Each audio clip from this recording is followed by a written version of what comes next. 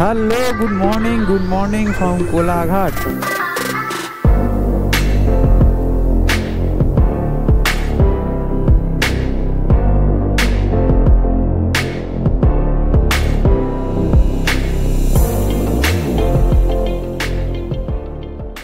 আজকে আমার ইউটিউব চ্যানেলে প্রায় 1 বছর পরে আবার ভিডিও নিয়ে এলাম। কিছু কারণের জন্য আমি ভিডিও আর বানাইনি। তো ফার্স্ট কারণটা আমি তোমাদেরকে প্রায় আগের প্রত্যেকটা ভিডিওতেই বলেছিলাম যে আমাকে সব কিছু মেনটেন করে ইউটিউব চ্যানেলটা করতে হয়। আর সেকেন্ড কথা হচ্ছে, কোথাও না কোথাও আগের যে বাইকটা আমি ভিডিও বানাতাম, তো কোথাও না কোথাও ঠিক দেখো, যতই হতে পারে বাবার গাড়ি, ভাইয়ের গাড়ি, বন্ধুর গাড়ি, কিন্তু যতক্ষণ না ওটাও আমার নিজের গাড়ি বলতে গেলে, কারণ বাবাও চালায় আমিও চালাই, বাট কোথাও না কোথাও আমি নিজের মতো করে ফিল পাচ্ছিলাম না। যে একটা নিজের বাইকে থ্রটলে হাত দিয়ে যে ফিল পাওয়া যায়, সেই ফিলটা কোথাও না কোথাও পাচ্ছিলাম না। তো একটা মনের মধ্যে জেদও নিয়েছিলাম যে এইবারে যদি ভিডিও বানাই তো নতুন বাইক নিয়েই ভিডিও বানাবো। তো আজকে সেই জন্যে ককপিটটা দেখেই তোমরা বুঝে গেছো আমি বাইকটা চেঞ্জ করেছি। আমি এবার থেকে চেষ্টা করব যে প্রায় সময় ভিডিওটা আনার, কারণ তোমরা সবাই জানো ইউটিউবে কন্টিনিউয়াসলি না থাকলে তোমার চ্যানেলটাকে শ্যাডো ব্যান করে দেবে। তো সেহেতু জানি না কি হবে, যেহেতু 1 বছর পরে তো ভিডিও ছাড়ছি, তো জানি না কত কি ভিউজ আসবে, বা হয়তো শ্যাডো ব্যান করে দিয়েছে না কি করেছে সেটা তো আমি বলতে পারবো না। তো দেখা যাক কি হয়, আজকে ভিডিওটা ছাড়ার পরে আমি রেজাল্টটা জানতে পারবো।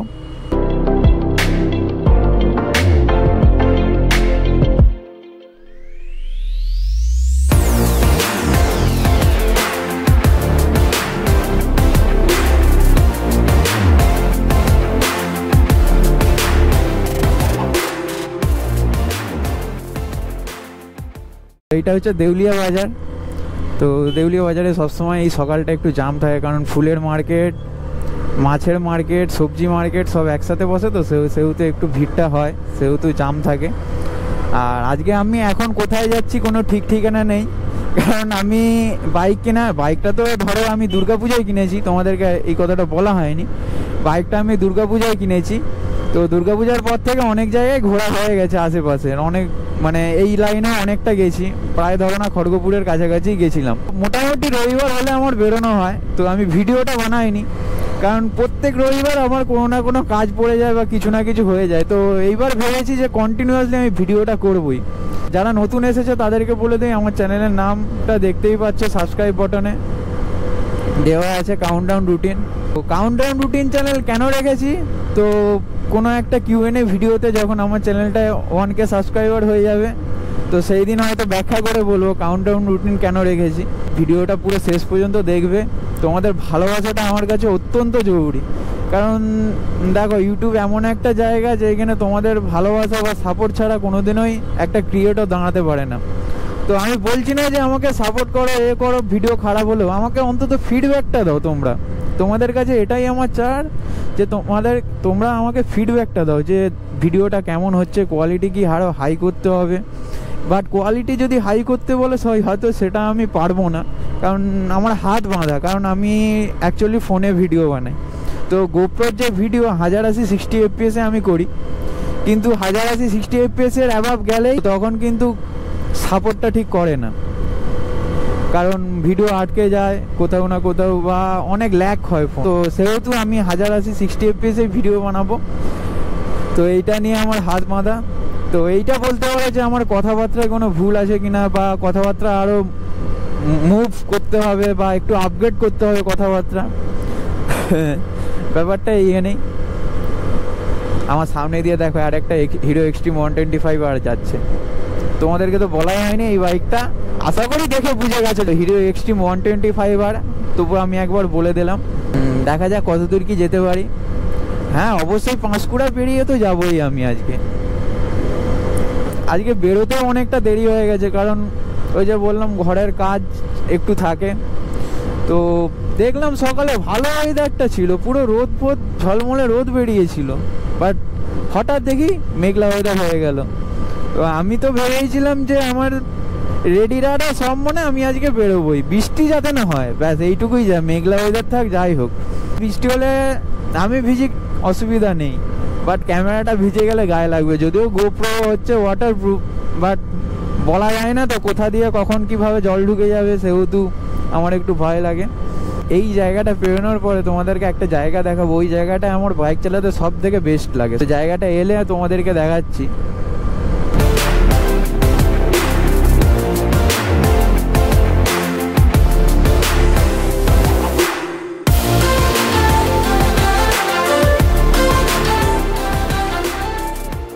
আর তোমাদেরকে যেই জায়গাটার কথা বলছিলাম, যে এই জায়গাটা আমার পার্সোনালি খুব ভালো লাগে। যে ভালো লাগার মতো এমন কিছু নেই, বাট দুপাশে গাছ, হাইওয়ে, আর এখানে রোডটাও আমার খুব চওড়া লাগে, মানে অনেকটা চওড়া আছে। তো মিডিল দিয়ে যেতে একটা খুব সুন্দর একটা ভালো লাগে।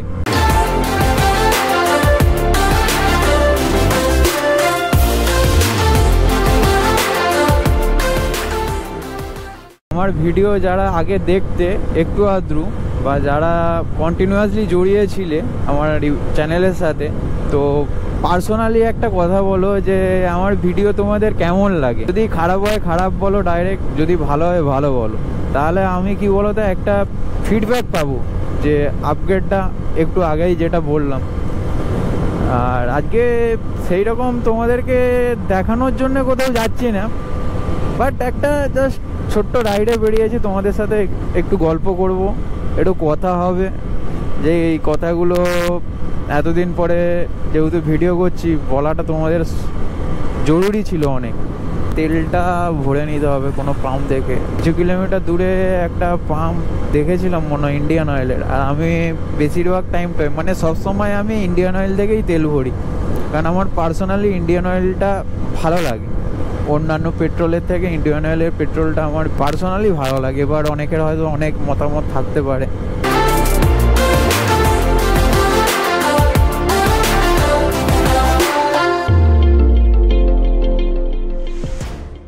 আর এইটা হচ্ছে ম্যাচোগ্রাম, এইটা হচ্ছে ঘাটাল যাওয়ার রাস্তা। ওই যে রাস্তাটা দেখতে পাচ্ছ, ওই রাস্তা দিয়ে ঢুকে ব্রিজের নিচে দিয়ে ডান দিকে,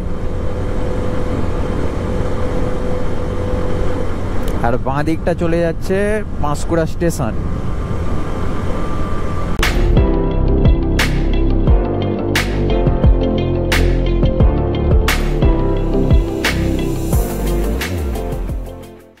আর একটা জিনিস, হয়তো তোমাদের কিছু কিছু জায়গায় সাউন্ডটা হয়তো খুব হেজি ভাব হয়ে যাচ্ছে। ব্যাপারটা কি হয়েছে, এইবারে অডিও এমআইসিটা এমন জায়গায় সেট করা হয়েছে পুরো মুখের কাছে ঠেকে আছে, সেহেতু যখন একটু জোরে কথা বলতে যাচ্ছি তখন একটু হেজি ভাব লাগছে। ঠান্ডাটা কিন্তু ভালোই লাগছে মেঘলা ওয়েদারের জন্য।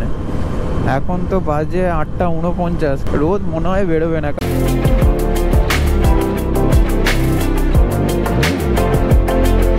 ভাইজারটা খুলে দিয়েছি, একটু ঠান্ডা বাতাস লাগাই মুখে। আর হ্যাঁ বলো, তোমাদের সাথে গল্প করতে এসেছি বলতেই তো ভুলে গেছি, তোমাদের কালী পুজো, দুর্গা পুজো, লক্ষ্মী পুজো, রাস কেমন কাটলো? অনেক তো পুজো চলে গেল, আরও অনেক হয়তো ওকেশন ছিল যেটা আমার এখন মাথায় আসছে না। যেইগুলো বড় বড় ওকেশন সেইগুলোই মাথায় আসছে। এই তো ইন্ডিয়ান অয়েল বলেছিলাম না একটা, আমার মনে আছে। একটু ভরে নিই তেলটা, প্রায় ফুল ট্যাঙ্কি করে নিয়েছে। বুঝতে পারছি না, দেখা যাচ্ছে না, দেখা যাচ্ছে না, তোমরা কি বুঝতে পারছো? একটা কাঁটা জাস্ট বাকি আছে, তো ওটা কোনো ব্যাপার নয়। চলো, একটা রাইডারের কাছে প্রপারলি, যারা বাইকার বা রাইডার, তাদের কাছে এইটা হচ্ছে সব থেকে খুশির মুহূর্ত। পয়সা যাবে যাক, বাট এইটা যদি ফুল থাকে না, তার মনে একটা ভাই আলাদা লেভেলের কনফিডেন্স আর আলাদা লেভেলের শান্তি আসে। যদি হয়ে থাকে তো কমেন্টে অবশ্যই জানাবে যে তোমাদের কেমন ফিলিংটা লাগে যদি বাইকে ফুল ট্যাঙ্কি করে নাও। তো এরই মধ্যে আমার 800 কিলোমিটার রান পূরণ হলো। এর মিটারের মানে ডিসপ্লেটার ব্রাইটনেসটা অনেকটাই কম। এখন হয়তো তোমরা বুঝতে পারছো, বাট একটু যদি ভারী মানে ডিপ রোদ হয় না, তোমরা কিছুই বুঝতে পারবে না।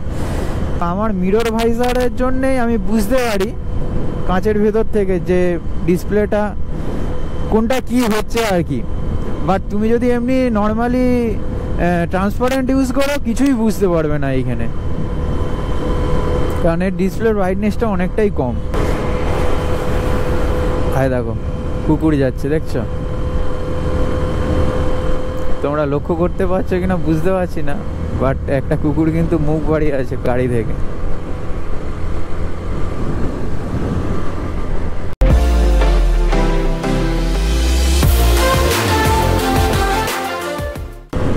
দেখো পুরো চাষের মাঠ।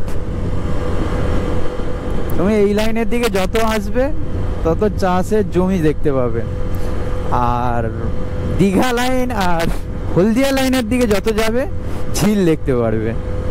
এবার থেকে তো কন্টিনিউয়াসলি ভিডিও আসবে, আর আমার মামা বাড়ি তো দীঘা লাইনের দিকে যেতেই পড়ে, তো মামা বাড়ি গেলে তোমাদেরকে দেখাবো। লোকে ভ্যাকেশনে তোমার উইকেন্ডে বিভিন্ন জায়গায় যায় ঘুরতে আর কি, বাট আমি মামা বাড়ি চলে যাই। ওইখানে আমার যে ভাইগুলো আছে বা ওইখানের যে পরিবেশ, সব থেকে বড় কথা এটাই যে ওইখানের যে পরিবেশ আমাকে একটা আলাদা লেভেলের শান্তি দেয়। তোমরা হয়তো বললে বুঝতে পারবে না, এখন যদি দেখাই তোমরা বুঝতে পারবে। বিশেষ করে বিকেলের দিকটা যে সূর্যাস্ত হয় আর ওই ঝিল পাড়ে বসে থেকে যে সূর্যাস্তটা দেখার যে মজাটা একটা আলাদা লেভেলের শান্তি। এই জায়গাটা একটু দাঁড়াই, প্রচুর ঠান্ডা লাগছে।